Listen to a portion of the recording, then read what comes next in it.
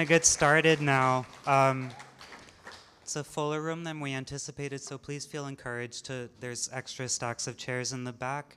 You can either make the rows longer, or you can add to a column if you'd like, wherever you feel comfort. There's plenty of room, yeah. So make yourselves at home. Hi, my name is Will. I'm the communications director here at the Poetry Project, and I'm really very thrilled to welcome this evening Joyelle McSweeney and Eleni Sikelianos. Yeah.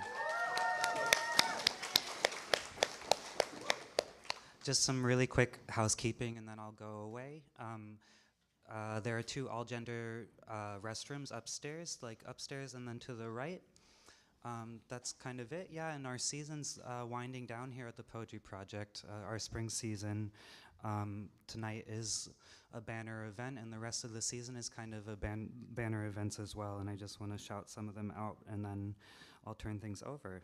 So tomorrow night we have a discourse workshop. We have Empty the Prisons with Kaleem Hawa, which will be really fabulous. That one's free to attend, and you don't need to register. You can just show up if you want to come. And then next Monday, we have Kor Alia Ahmed and Gia Gonzalez, which will be really fabulous. Hell yeah, yeah. And then there's a lot more. I won't read them all. You can go to our website, but there's only like 5 or 6 more events this season, so you gotta come to all of them. Yeah, and I think that's everything from me. And I'm really thrilled now. We'll start with Joyelle McSweeney, and then we'll go right into Eleni Sikelianos, and I'm really thrilled now to turn things over to Aristide Kirby to introduce Joyelle. Yeah.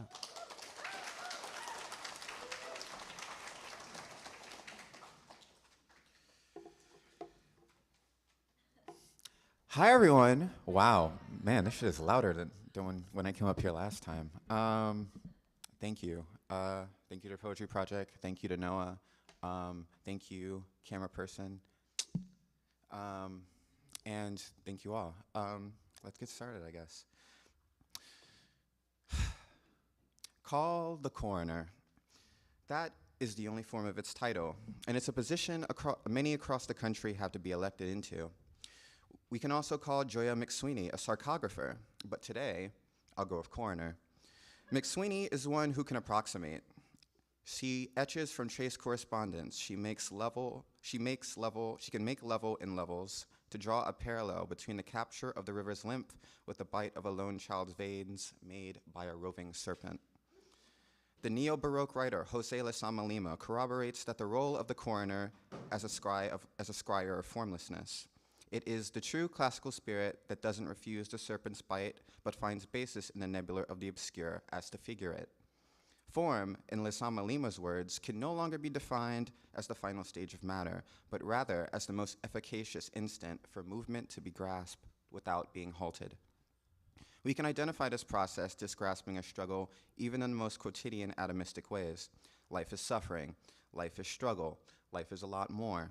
It's her job to make the king morose and live to tell about it.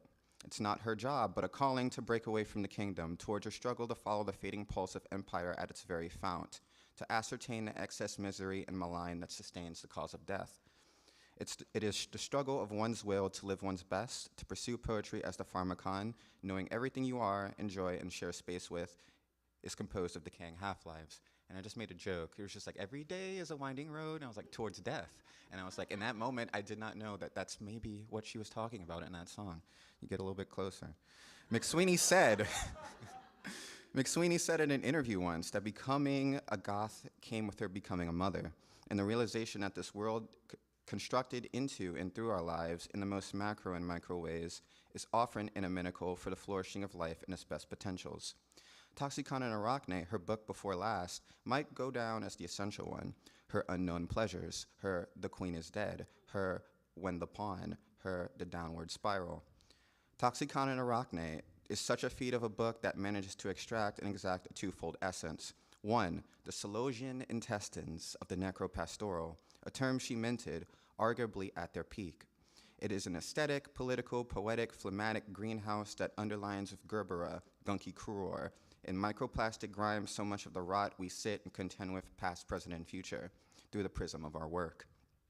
The second is somehow bottling the grief in the face inspector of the death of one of her children. The only relevant, possibly comparable example I can bring up is Stefan Mallarmé's For Anatole's Tomb, which is 208 pages of fragments where we see one of classical poetic form's sterling virtuosos totally shattered, trying to pick up his own pieces, unable to take the stones he bundled and sand them together into a headstone, never mind a mausoleum. It was published posthumously 63 years after Mallarmé's own death. Joyelle McSweeney did what Stefan Mallarmé could not do. If Mallarmé is a goat, and he is, McSweeney has to be something, akin to, and I say this as a fellow recovering Catholic, akin to a veritable Baphomet. To drop in the year of 2020, of all times, right on time, cements its status as a modern literary classic, an expert in its dogged rapture to create a banister through staid nihility and troubling incertitude, for us to follow its own vertigo as we started to cope with our own.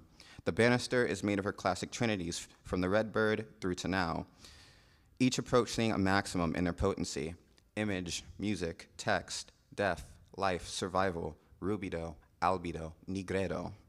So what comes next? When I first heard the title of Joyelle McSweeney's latest book, Death Styles, my mind didn't go to Ingeborg Bachmann. It went to a Metallica lyric from their most reviled album, "My lifestyle determines my death style." True enough, it overlaps with a quote from McSweeney in a recent Bomb interview: "A life sentence is a death sentence." That said, tangentially, Death Styles is a book that helped me make sense of the passing of one of my favorite death metal vocalists, Trevor Sternad, who committed suicide in 2022. Death metal vocalists commit suicide is a quality headline and a morbid joke, but what about the aftermath? In the lives of artists, I'm always more interested in aftermaths. How do you do you after the eclipse, after the award, the rewards, after the earthquake, when life gets in the way and jams off the process? All right, you made the labyrinth, big whoop, quite a feat. Now, how are you going to get out, finding yourself only at its center? Well, the band continues to live. The co-founder who did backing vocals takes the reins as the new vocalist. An old guitarist who appends some of their best material returns to the band in the wake. And as of 2 days ago, the drummer just finished recording towards their 10th album. In Death Styles, Joyelle McSweeney does the aftermath. We see her beginning into her era Citrinitas. Death Styles is the vintage death metal band Carcass's Heartwork meets Bernadette and Meyer's evergreen The Way to Keep Going in Antarctica. For her own Citrinitas, she holds court with Meyer, Notley, Clytemnestra, Mary Magdalene, Kim Hysoon, Hannah Wiener, Diana Vreeland, and many more. For her albedo, she looks to River Phoenix, Leonard Cohen, and Keanu Reeves. And with a rose to the nose, McSweeney has well begun to find her way away from the shadow of loss and grief, day by day, in linear and unlinear ways, knowing the only way is through, with her nearest and dearest amidst the community that supports her by her side. And from out there in the Midwest, just as well as we are lucky to have her here tonight, we can see her somehow lit in a world only getting darker. In an age where gold's value is the lowest and most useless, there's something to be said for how, as the Jawbreaker song says, survival never goes out of style. How style is what defines and sustains us. And of how, no matter how grim, poetry, better than gold, is a record of that shine. The afterlife of all form, in my words, and in her own, a uterine galaxy. Call the coroner, Joyelle McSweeney.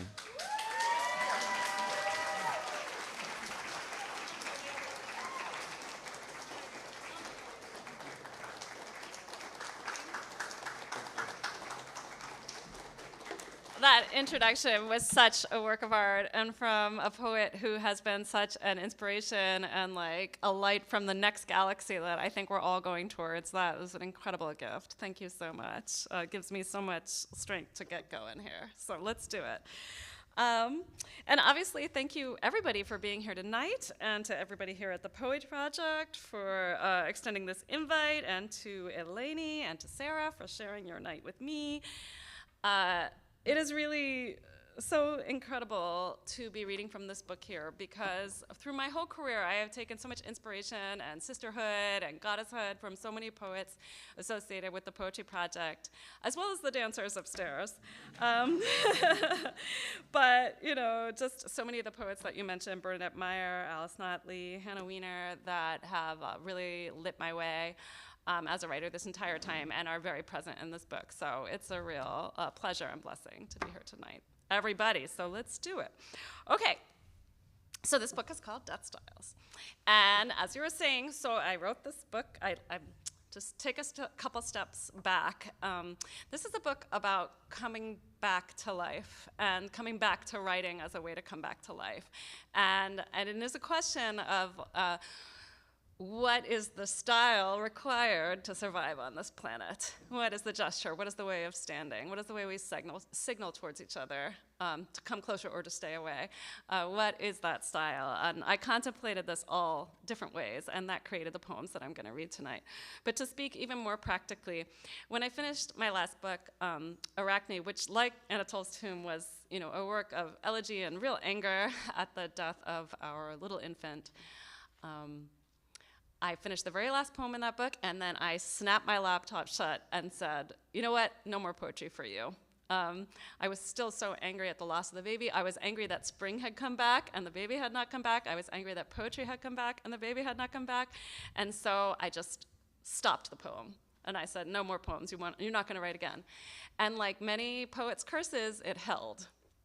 And for many years, I could not write. And a few years passed, and I realized, well, if I'm going to survive, I'm going to need to write. And it looks like I'm surviving, so I better get writing.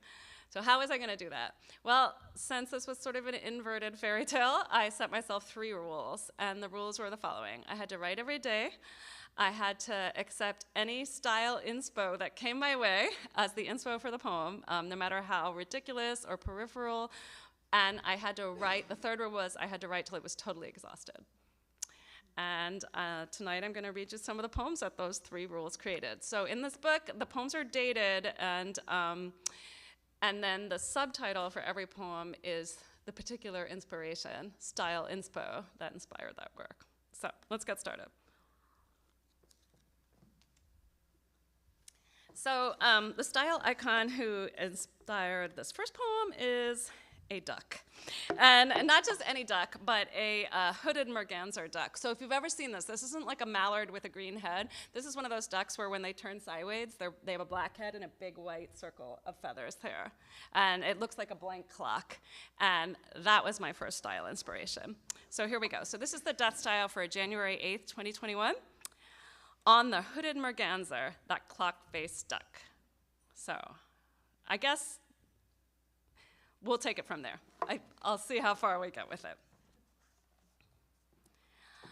A black-bordered letter arrives from your mother. I mean Mother Me, the mother duck who rides on the river, pulls up her hood to deliver the letter. The hood and the letter are made of the river. You gonna swim in this river? You gotta take off that sweatshirt you've been wearing forever. You mean the only thing holding me up or together? As a paper egg dissolves on water, I cried for my mother when died my bright lyre. At eye rise, the thought of her steams through the ether like a yolk in its vapor consumes its own sulfur, leaves that duck egg green aura on the brow of dawn. And yet I see from my blind in the river that bright broken boat tow drives only away. What shoreline are eyes sore? Now should I row for? Now with my army green feathers and sweatshirt. Like a storm front from heaven wears flag rags and mud, this sewer runs straight from the grate to the gut of the river. This lead shot and duck brain can't sup, can't drain, can't learn the names of your mother from before you were born, can't speak them from inside the egg if it doesn't want to be born, but rolls away to hide its face like a dime or a duck stuck in coin slot or grate. This sweatshirt bird can't go, can't stay, can't dawn, fold her arms around her egg, around her day. So that was what the bird had to say to me, and what I had to say to the bird. This next poem is the death style for August 21st, 2020, and it is a lie detester for Matthew Rhys. So some of you guys may know who this is. Matthew Rhys. He's an actor. I think he's in town. Welsh actor. I just happen to know. Doing a yes. So he's a Welsh actor, and he's in a lot of like prestige drama. So he was like in The Americans. And when I was writing this, he was playing Perry Mason. So he was on HBO, I think, every night as an alcoholic noir detective. So of course we had a lot to say to each other. And here's the poem. A lie detester from Matthew Rhys. Now it is time to learn a new alphabet. Not drinking is for pregnant women, and you're not pregnant, just a little green. So drink up, baby. Like a nymph romantic dream, the alcohol evaporates before it hits the back of your throat and makes your vision better of that boy who stood in a garden in sock garters like the stylus in a dial looking up. And he died early of a heart problem. Beat the clock. He still stands undiagnosed in his summer allotment. No rose rotates under him. But when I water him with gin, our summer returns through the holes in the speakers, just a little green around the edges. Something I don't want to see speeds by in the corner of my eye. The current lips, the struggling AC complains superiorly. The detective next to me in this jalopy looks kind of dented, like folding money, a straw, or the stylus of an early audiograph, tuning the toothmark fossil record into a summer sweet wine. When I peek sidelong, I see a daffodilic nimbus rise tentatively around him, a hibiscoid nimbus, half collar and half veil. Whoa, go ovoid, and wow, husks like it might be plush to the touch. I can still see him through it, passed out, gone some other place. And can it be as simple as that?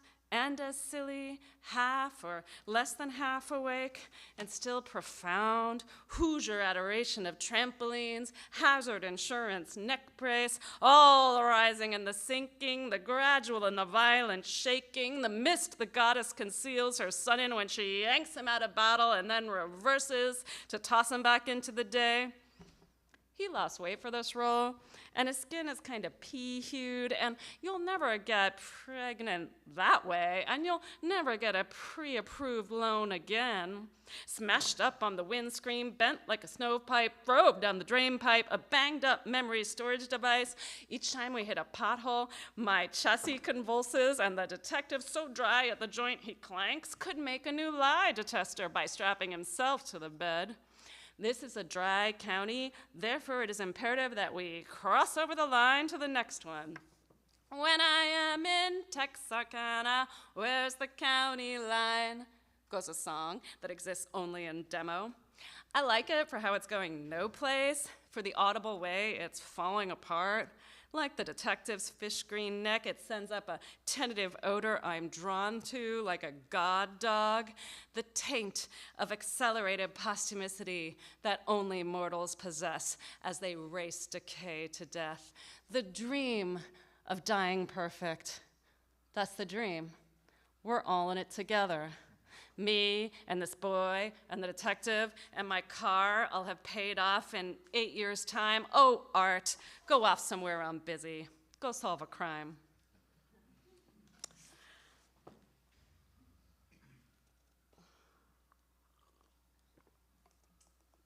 So, the great Hannah Weiner was also with me as I was writing this book. And so the next one leads off with Hannah Weiner. And styles for the first day back to school. So those two things together. This is the dot style for 8/24/20. Hannah Weiner, styles for the first day back to school. To pull the brown corduroy skirt around myself like a cape and open the door. To cover every surface with fur. It seems as a child I was always dressed in capes, aquamarine hoods, red knit capelets.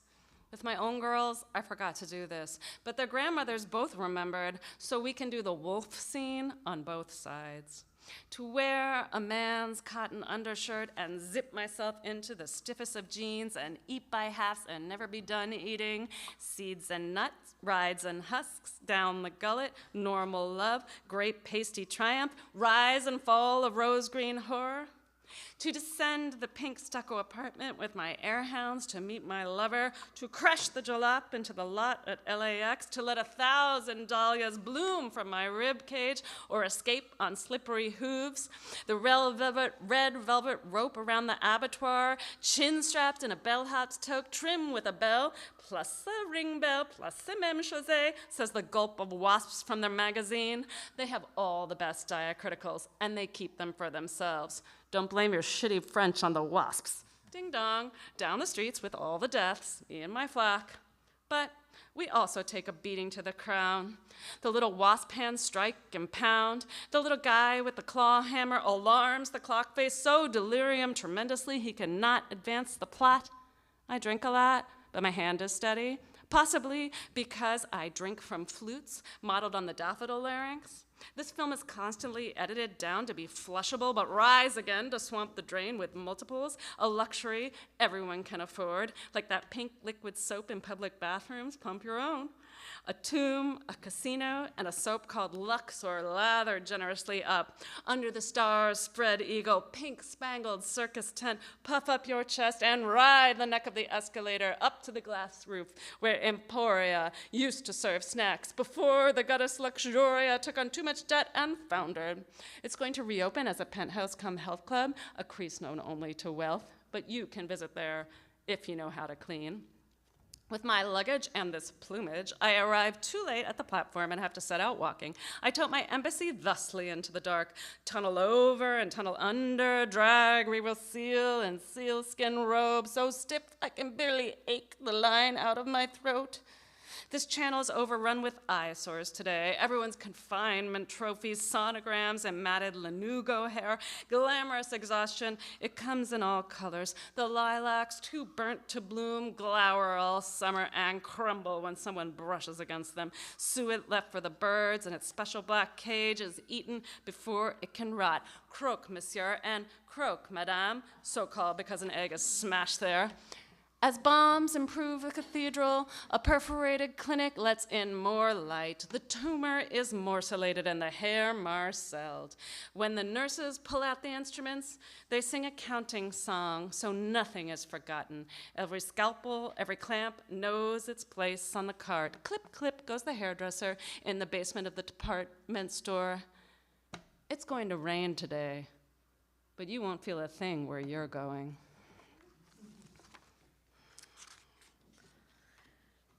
So this is another Hannah Wiener poem. I'll just read it. It's the next one. It's called Hospital Planters. I'm sorry you had to throw away the new earthenware cup and all the natural fiber clothes you bought at the men's store on the corner for bearing the taint of men's purple auras. Movine, synthesized by some undergrad trying to make quinine and fuchsine, later renamed after the Battle of Magenta. Movine, fuchsine, magenta, and maybe it were better you were never born. I'm sorry you never wore the navy blue singlet we bought to escape from all that baby girl pink. We escaped it all right. Even the cartilage on your ears went bent and rigid as a cartridge. You couldn't bear a secret there, even if you tried. And you tried. I'm sorry for that. Sorry we didn't recognize the perforation of your ankles for the sign it was, despite the nurse's signals. Sorry I got so worked up about the sore on your knee and exasperated the nurses. I was afraid it would get infected. Your little knee, you were just a little fat. I'm sorry we didn't take you out to feel the rain on your face before you died or after. Sorry we didn't take you up on the roof or out on the breezeway amid the hospital planters, pale concrete things crowned with improbably fragrant grass, a precious scent like something from the Song of Solomon, an ankle graceful as an ankle strap, kid soul of the comet flashing by, darling. I'm sorry you didn't survive. Reverse bad. Every time the sun rises, I want to crumple up this whole heliocentric universe, and still the helicopter rises from its crumpled cup outside the hospital down the hill, and I race out toting your foster brother to wave at it. Goodbye, goodbye. Come back this time. Nip booties and an eyedropper of a kitten. You revolved in a cat ball eye till the skin of the water burst, like the film where they shoot the apple and its crown drops into the milk. Thread a little camera into the uterus. Watch what beats there. So glad you came and went before all this badness of which you were the advent.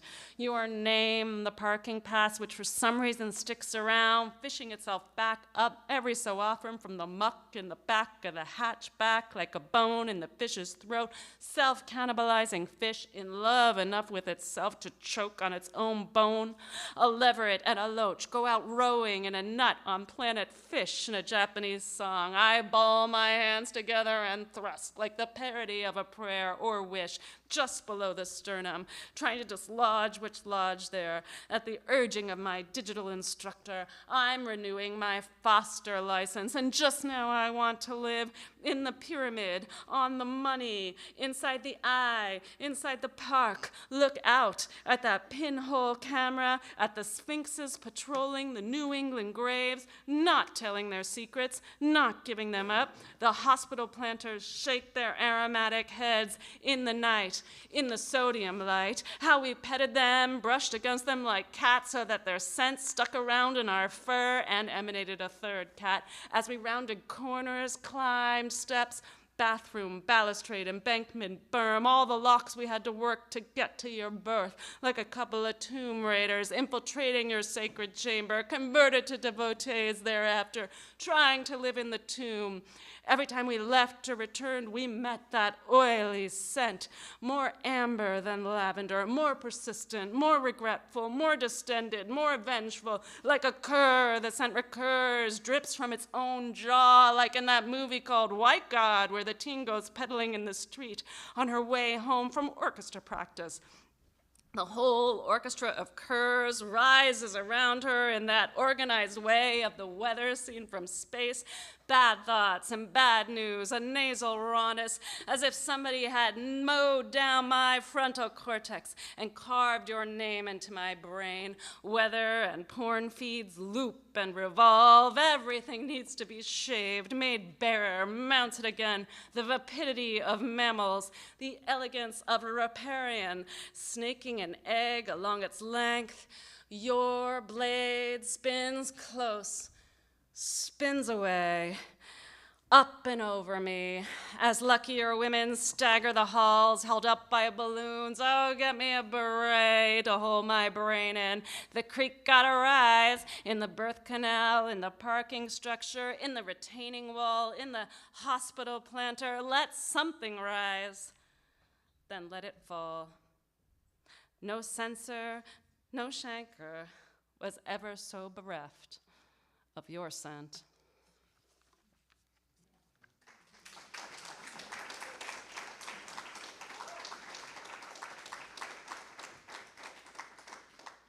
I think I'll just read 2 more. So, let's see if I can find this guy. So the problem with organizing your poems by your dates is kind of hard to find them when you want to switch it up all of a sudden. Okay, a briefly happy poem, maybe? So this poem is for Mary Shelley, and I was reading her journals as well as I was writing this, and this poem turns its glance a little bit away and towards towards the little guy I was taking care of while I was writing these, and it's about being out in a public park that has been absolutely colonized by geese. Here we go, Mary Shelley. And I guess it's kind of about the amazement of survival. Like, am I really still on Earth taking care of a child? Amazing. Here it is. The cavity of air where the sea is missing, like a tooth wrenched clean at the root. We've taken our lodgings in a harrow, a shirtwaist for my habiliment, and you always in your hood, zipped in, my little nitrogen fixer, your tubby, pea-shaped abdomen. I lately feel a sea cave screaming, and a bone widens, temporally tremens, but it comes to nothing. The sea doesn't even wait around to hear itself percuss and then rush out. The lungs hung with wet wool, its own shipwreck, and a throw of the dice can't alter its inconsequence. Nail bones rattle off the bays and chalk sighs on the queue. We walk along the vault bed in bankers' visors, green. The strong breeze has swept the field clean of toddlers. Seabirds deposit a litter of shit and shells, so you could mistake it for a seabed lit with a fleet of geese who clear their throats to indicate something indescribable as they take to the sky in a glottal pace to elaborate their messaging. 20,000 leagues over the sea, 20,000 deck chairs, 20,000 reading lamps, elaborately inverting and then wickering, clanking into the sky. Don't look up or the tip of that arrow will split you. The land dips in buckles. Our sucklings suckle and our soakings rot in rubber, whose tread signifies 2 decades of bad luck. So far, this century's bad quintessence crabs scuttle with their arms bent decorously as if for a breakfast to be placed there, a breakfast at the courts of law, a prayer breakfast, a scenic breakfast, a breakfast in the chemo suite, a working lunch, donuts outside the clinic before the protest, for all the fetuses must live to breed, and bustle for a groat, like goose or goat, feed bucket over handlebar, apron over gut, rosin over cap buck, peruke over peruke, fabric fanfare that grips the livid throat, gullet that wants to rise, like a gilt bullet in the breast pocket, in the waistcoat, in the opera box, in the waistcoat over the shirt waist over the waist over another waist, over the green lawn we trip, and hey presto, your signature, the glad hand of fate to gather here in gooses, sup on swill, in sunlight, a second breakfast, a third. That was a brief little respite. And yeah, so now I will finish with the very last death style. So this is the conclusive death style, and it is for River Phoenix. And River Phoenix sort of walks all through these poems. River Phoenix, as you all know, a very beautiful actor from the 80s and 90s who died very young and moves all through my book. Never looking at me, but I guess I'm always looking at him.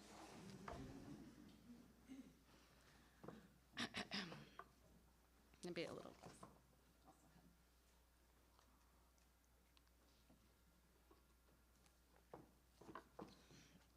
Okay, conclusive death style, a catabasis for River Phoenix.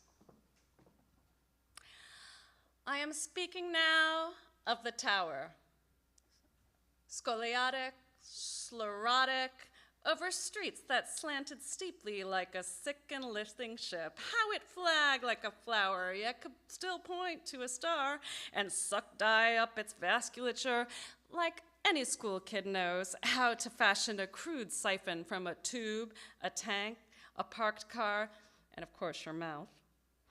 Meanwhile, you go down with hemophilia, and the guards switch sides till we're all down in the basement watching a movie on a sheet. And this movie's a two-reeler, and it's kind of a two-hander, and it's kind of a tear-jerker, and it's kind of the production of a serious sentimentalist.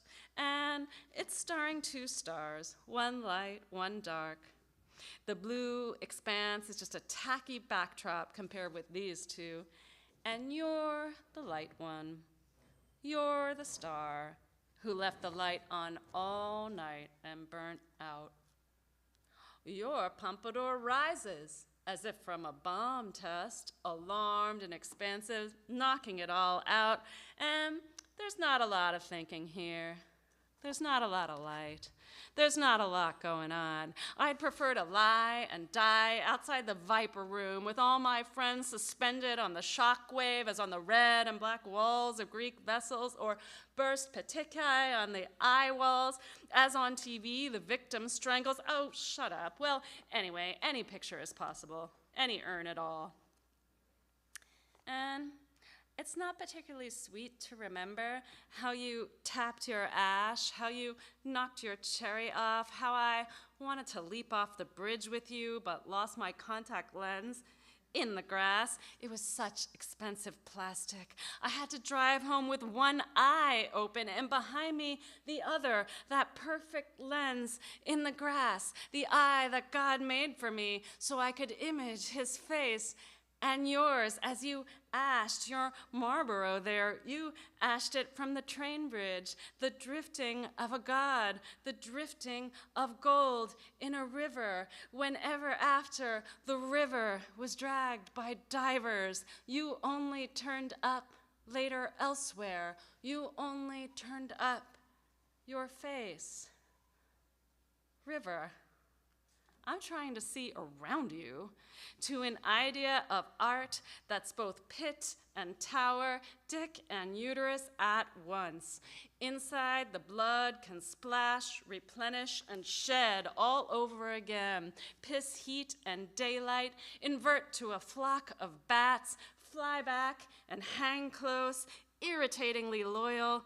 Isn't consciousness like that, though? I'd love to slough off the lining of thought from the wall where the bats scuff like school shoes, and about that big. And there's plenty of nothing here, plenty of nothingness, plenty of height, and plenty of lowliness, and plenty of dark, plenty of no odors but our own, and nothing but the furs we wore in life, derealizing into odor. Our sight lines sharpening in our skulls that look on nothing. Our vision admittedly and at last improved. River, to you I can say, I refuse to shut my eyes because I was robbed of something by a god. And I'm going to keep looking till I find it. Thank you.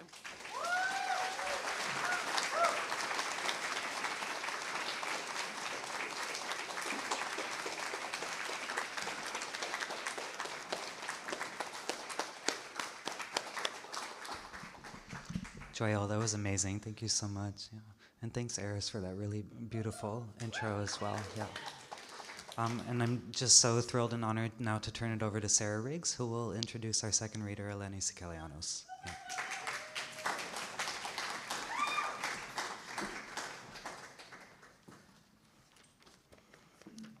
This room is just resounding. Let's never, ever take it for granted that we're here. Eleni Sikelianos is a marvel of a poet, her work extending over decades and many books, each different from each other, with titles like The Monster Lives of Boys and Girls, The Loving Detail of the Living and the Dead, and Body Clock. She is intensely involved with the ecocide facing our planet, and her books ranging from the California poem to her most recent, Your Kingdom, engage with the nuance and beauty of thought and imagination that can nudge us in the movements we need to be making. When she was 20 years old, she left the US and traveled for over a year, most often hitchhiking and sleeping outdoors, from London to Istanbul, Haifa to Cairo, Cairo to Dar es Salaam, Athens to Paris.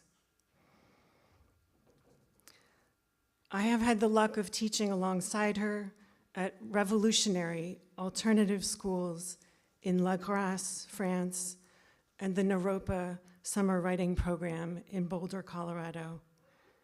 And I have watched her select a work of Mohamed Lefta, the Moroccan writer, with my partner Omar Barada's guidance, to translate from French that is currently coming out with Other Press.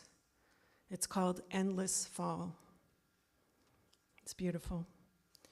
The capacity to write with so much feeling about the fall of a human being resonates with her exquisite memoir, published by City Lights, the Book of John, which Eleni's aunt by marriage, Anne Waldman, writes is a bittersweet offering of imagination and love, as much about herself, the miraculous poet, as it is about the beloved, tragic father and their relationship.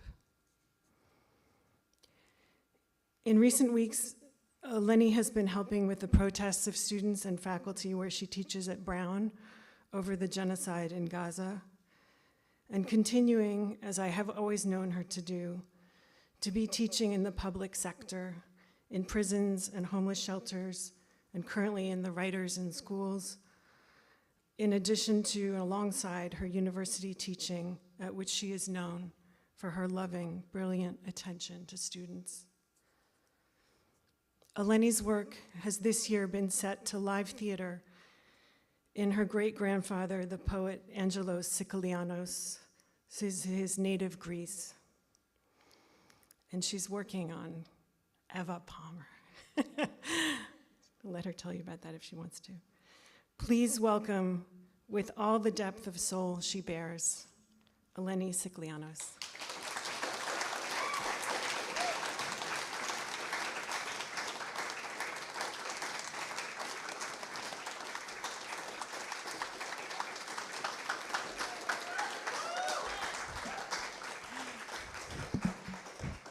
You guys are cute. Thank you so much, Sarah. I feel so much love in this room for all of you. I want to say everyone in this room's name. I'm so happy to be here. I'm so grateful. Thank you for that incredible intro to Joyelle. That was beautiful. And it was so nice actually to remember that Tombeau for Anatole was translated by Paul Auster, so it's nice to double remember. And what an incredible reading, Joyelle. That was just stunning. Joyelle and I were supposed to read together at the Revolutionary Jack Kerouac School the summer before last, and I got COVID, and I was in the hotel room all week. So I'm so glad to hear you tonight. Thank you to the Poetry Project for having me. You guys are just carrying on the good work. I'm gonna try new poems. I'm doing a kind of a combo. I'm gonna move between this book that came out last year, and I'm gonna try new poems on you. I was sort of getting cold feet, but I'm just about the new poems, but I think I'm gonna try to stick with that. I do wanna get my phone so I don't read for hours. Just in case that happens.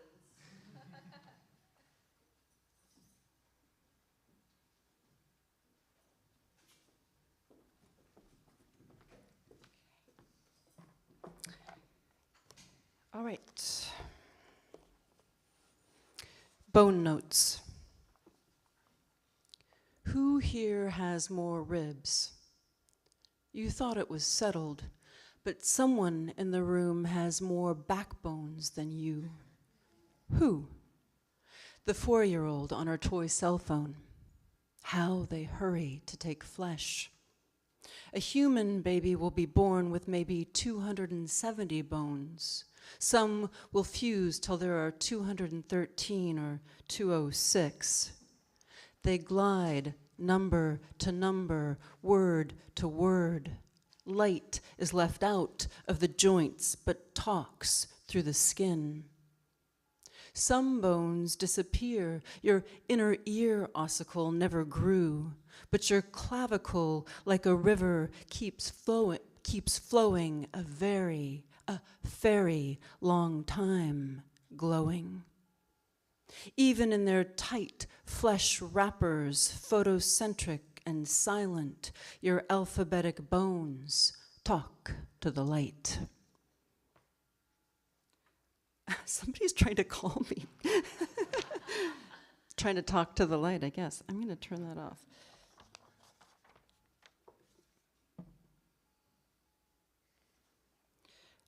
Okay.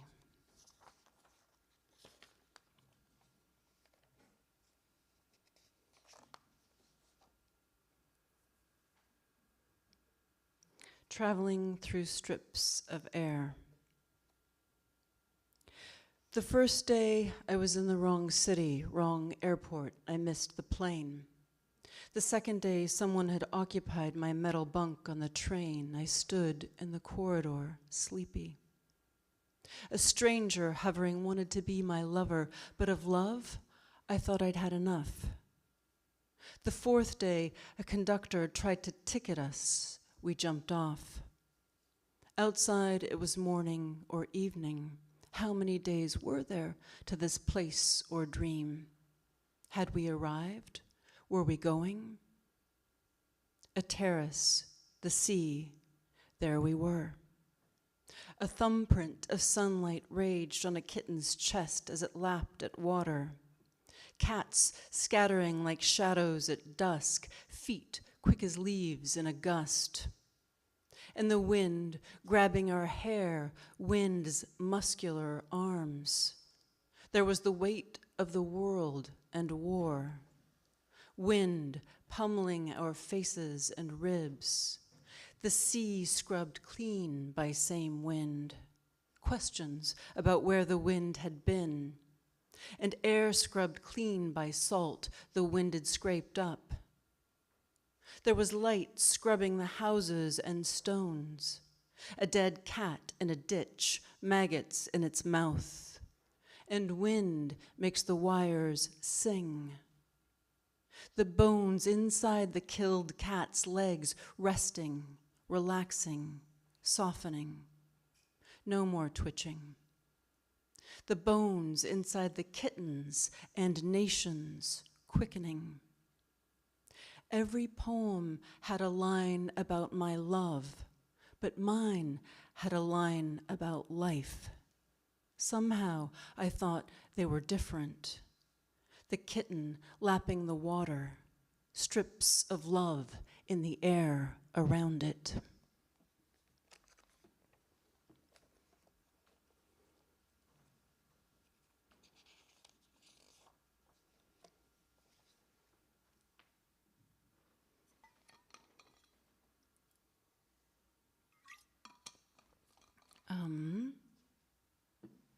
I've been thinking a lot about what it means to listen and what it means to speak.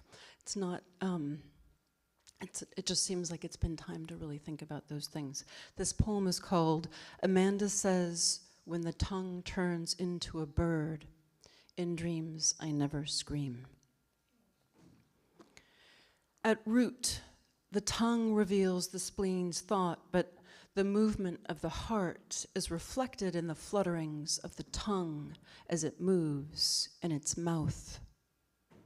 Just as a citizen in one town can champion inhabitants of another, the tongue, amphibial backer for pericardial pinings, I thought I caught the heart catching on rough K's and G's, stumbling, untroubled, lag, lack, and the of stronger versus singer.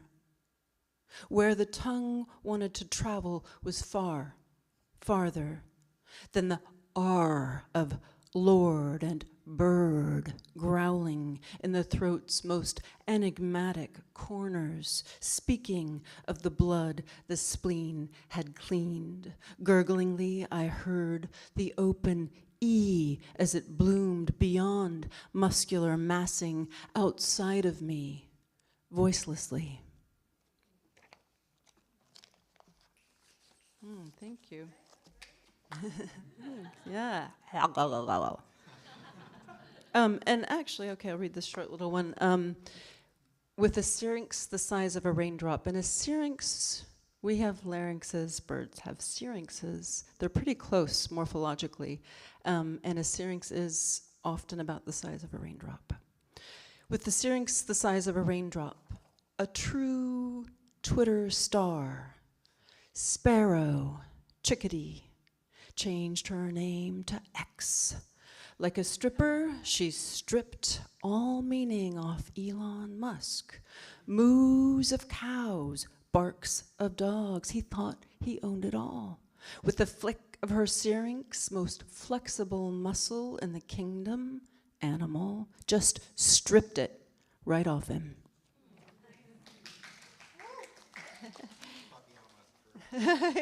We need more syrinxes, clearly. All right, I'm going to read from this book a bit. And I'm just going to kind of jump into this long 55-page title poem, Your Kingdom. And as I've just indicated, Anne was asking, what kingdom, when I was first reading from this book. And I mean the animal kingdom, of which, of course, we are a part.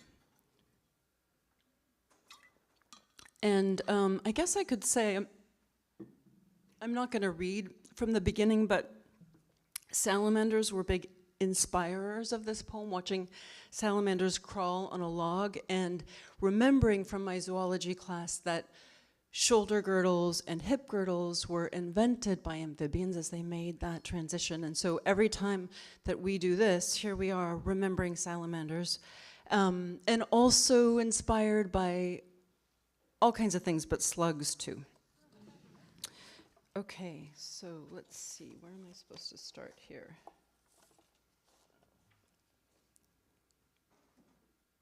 So I'm gonna start mid-poem and jump.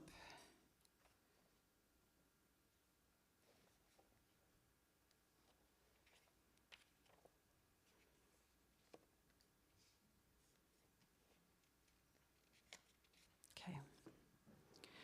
Some serpentine proteins slip, tap a cell wall, and the whole thing floods with smell. Is it burnt bacon from the back room? No, you've traipsed too far forward. Slide back, Silurian, on the paleo map. You've a whole world to explore, vertebrate on land, after the rise of fishes, when the lobe fins gave you a gift. Someone stuck an air bladder under their throat for buoyancy, urgently to rise and sink in water, and soon you gulped a patch of air and lifted. Your struggle then was with the elements. Breathing was the least barrier, but in water your body had been a weightless, lucent bubble gliding. As you slithered to land, your liver threatened to rip through belly. I'm having a hard time seeing. I think I need to move this a little bit. Yeah, I've got that cross-eyed feeling.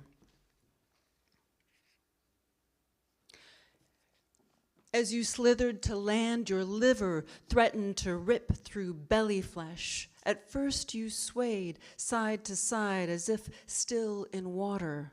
Watch a lizard walk and you'll see it. All the pressure hoisted in your shoulder joint, elbow and knee sprawl sideways in the mud.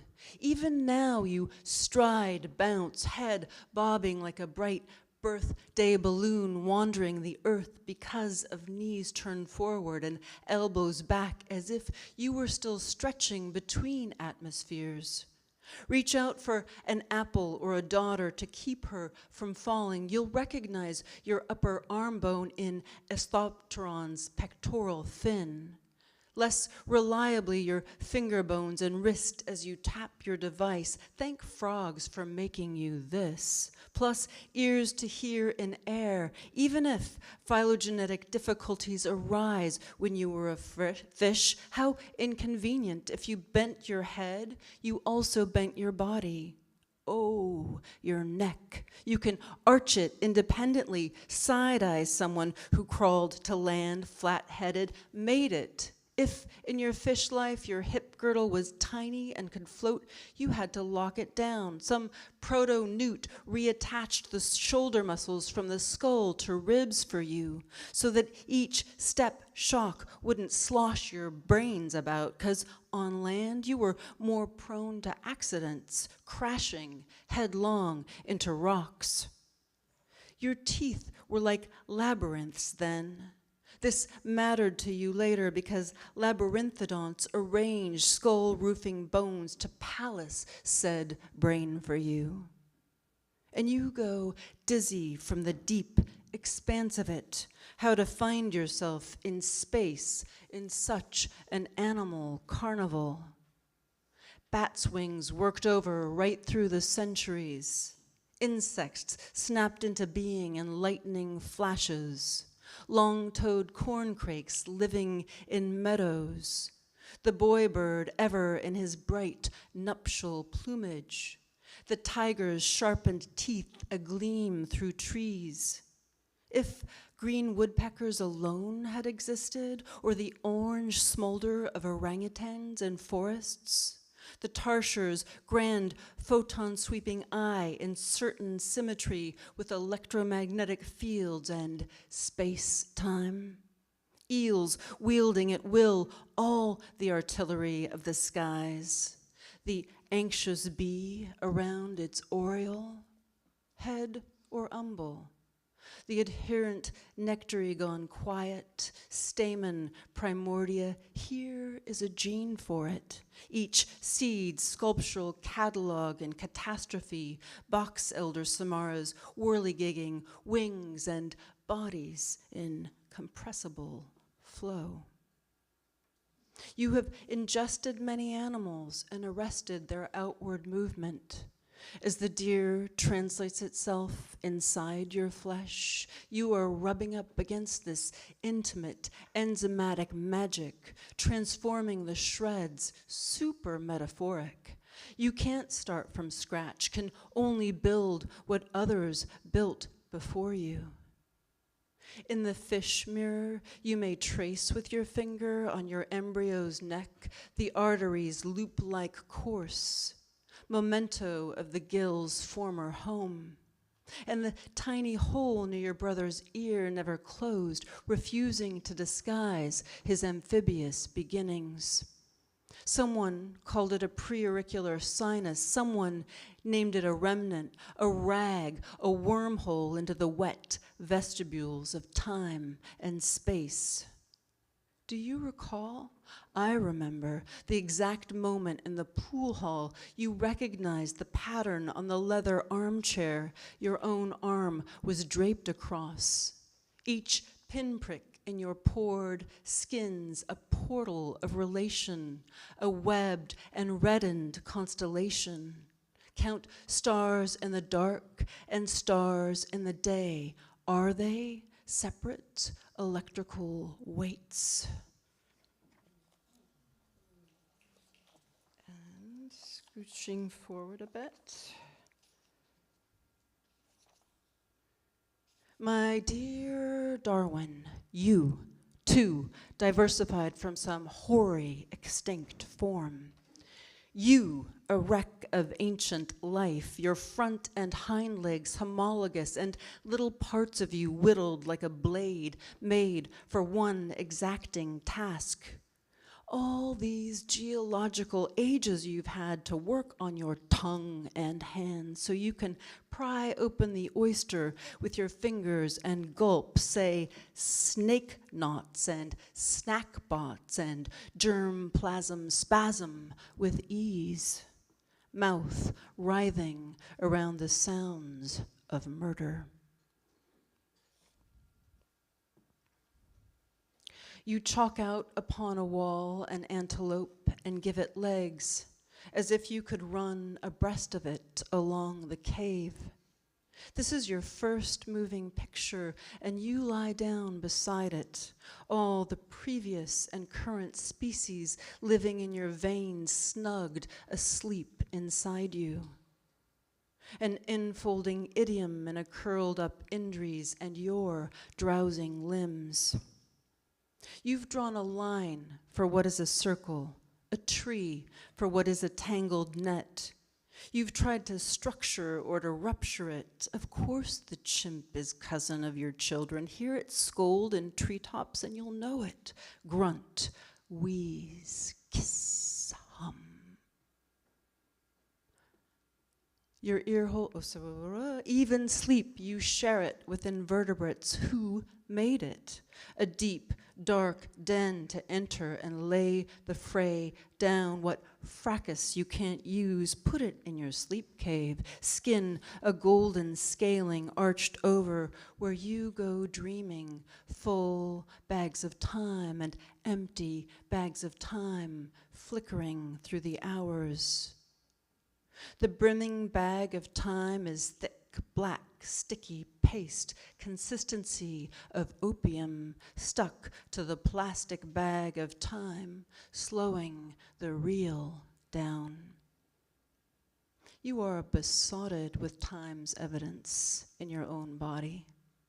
With each fresh day decay, night's a new star now. How starry are you out in the sleeplands? Very. The heaviest bits of your body are oldest megacosm stuff. You knew that. Drifting past meteoric debris, tell us time in the sounding room, chant out a self-song in the story time. Here is a story now. Once the sun god's son asked his father to prove his father. Once the sun god's son asked the father to prove his fathering, like you'd ask a word to prove its origin. So the old god let the boy drive his car, yellow feathers lifting him closer to the sun. But the boy crashed straight into earth and singed it. Look, both poles are gleaming. Once they go, your palace is rubbish in space. And you ask unabashedly, if I, not created by God, what could save all this? If anything will get us through, it's something, some other being broke off from the animal, plant, shroom, viral, web, tree, maybe something a blood belly comb jelly invented, and you learn how to use it. Can you do it without destroying all of us? Thank you so much.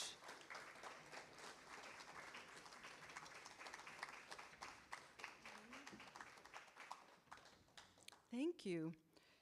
Let's see, what am I supposed to do next? Okay. Untitled, new poem. What's inside belongs to the gods. Who are the gods? You are a soul rubbing its eyes in the next world, someone says off page. Then someone else says, see a slice of sky through the branches? Who does that belong to?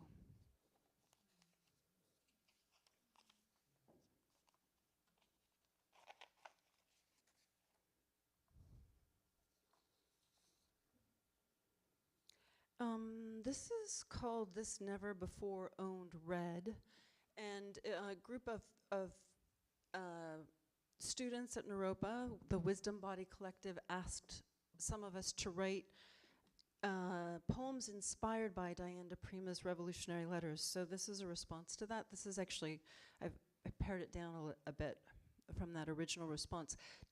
Diane, I had a Shelley and Keats class with Diane in 1989. I think, Brenda, were you in that class too? No. Well, what I most remember is Diane de Prima scolding us for not reading enough. And I also, actually, I was just remembering on the way here that because I used to co-curate the Wednesday night series with Marcella Durand, and Lisa Jarneau. And we had, I think, I can't remember which configuration it was, but we had Diane read with Renee Gladman.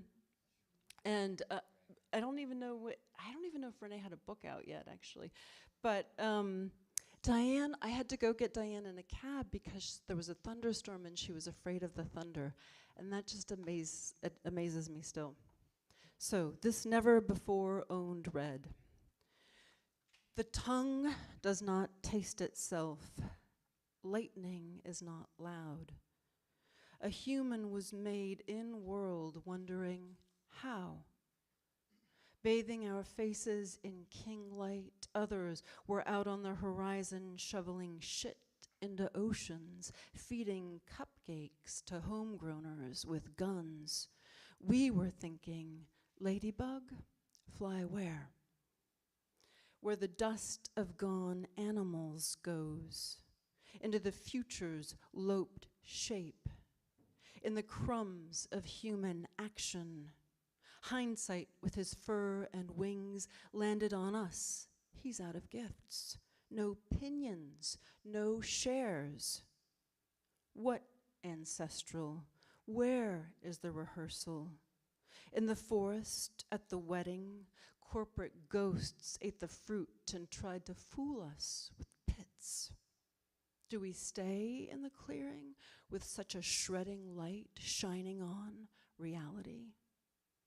We unbound, deboned, broke other animals down in our bodies. Other things broke down in us. Get me there, to bend without breaking. Imagination, you. These are the actions of words. And last night, some of my grad students did their MFA reading, and I want to quote Michelle Opong because this was so beautiful. In the tradition of some churches where you say it to make it true, peace in Sudan, peace in Congo, peace in Palestine.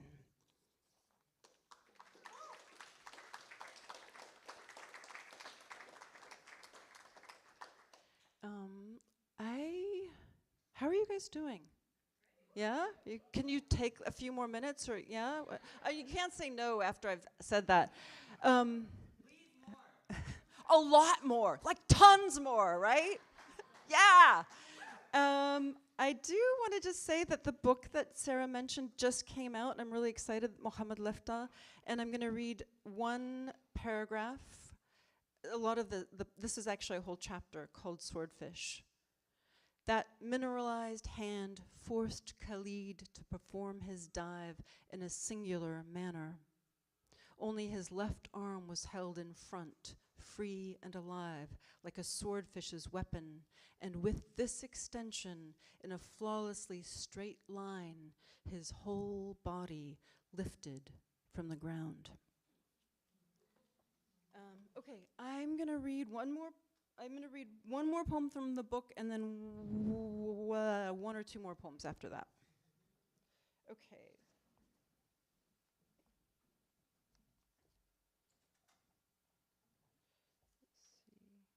Actually, am I going to do that?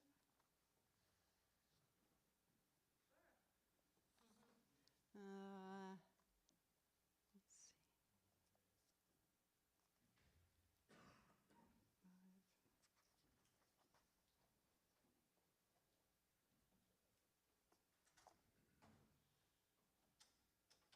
All right, I'm feeling indecisive, but let's do this. Walking Bear Creek in the snow, which was a trailhead in Boulder where I walked many times with Ed Bose and Ann Waldman. You'll hear this line at some point, yeah? What is held inside the zero, inside the O egg, possibly my head? I heard the rattlesnake coiled and slipped into the brush to the side of the trail as it poised, ready to strike, and telling me about it.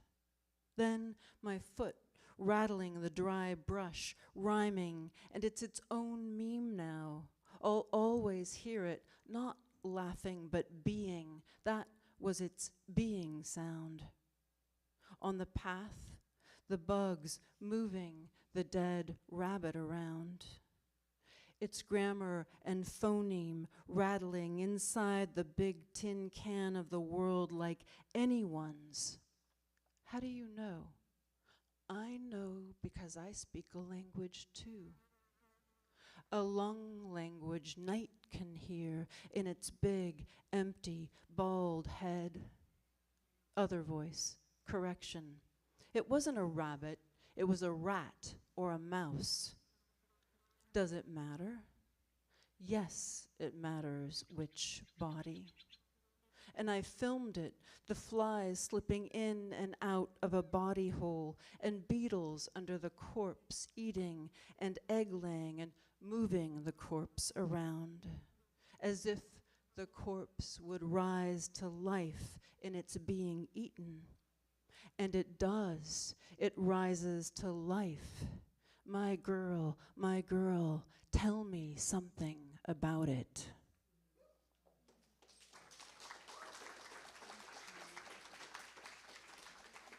I'm going to end with a poem dedicated to Michelle Durand and Betty Coltis and mothers and fathers in general. Doesn't have a title. It's actually, I was just working, I don't know if I'll be able to read this. I was just working on the train. Let's try it.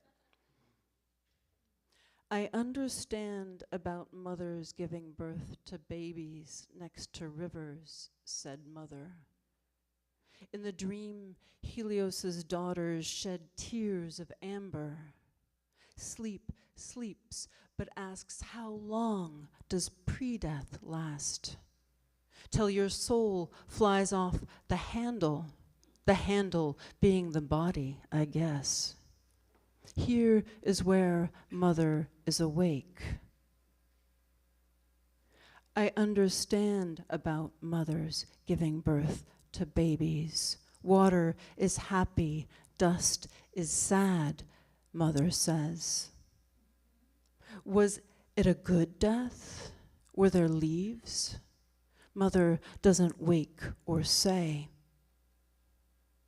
Simile is a present tense that peeks through the past. So, if you lose your mother or father there, make her moon-like.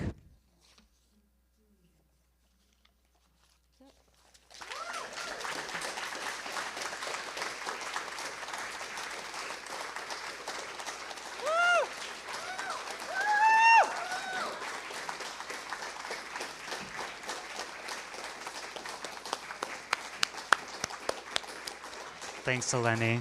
That was so beautiful. Thank you. Yeah, that's the program. What an incantatory evening. Yeah, thank you, Joyelle. Thank you, Eleni. Thank you to our introducers, Eris and Sarah. Here endeth the evening. Please join us tomorrow if you can for Empty the Prisons with Kalim Hawa. And there's just a couple weeks left of programming before poetry goes on break for the summer. So don't miss it. Yeah, have a good night. Thank you.